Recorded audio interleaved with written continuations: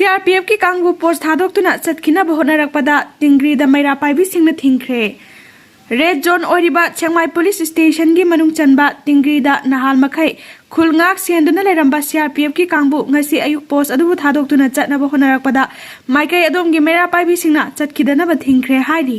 पावसिना हाइ ngasi अयुक इखंग खंगौदना मफम अदुदा लेरंबा CRPF पर्सनल सिंग मसिंग यामलबा गाड़ीदा तोंगदुना लाकपा मतमदा मेरापाइबिसिंगना थिंखिबनी CRPF की ऑफिशियल सिंगी माइकैदगी मखोय मकोक थोंगबसिंगी माइकैदगी से थारक्तुना इलेक्शन की दमक ड्यूटी चटनबा खंगलकपदगी तंगाई फदना चटनबा लाकपनी इलेक्शन की ड्यूटी लोरगा अमुक लाकनी लेंगा की ऑर्डरनी मखोयबु अथिंगबा पिबिगनो मखोयगी महुत्ता असम राइफल्स की कांगबु लाकपा याय हाइना फोंदोखी मेरापाइबिसिंग अदुना तिंगरीगी मफम असि कुकी खुलाई पाइबसिंगना तोयना नोमै कापसिनदुना लंदाबा युमदा योकपा सा सनसिंगदा फावबा पुदुना चटखिबगी थौदो कया ममांगदा लैख्रे CRPF चटख्रबदी मफम मदुदा लैरिबा मसिंग यामजद्रबा स्टेट फोर्ससिंगसु मखोय खक्ता लैबा यादबना मखोयसु चटखिगनी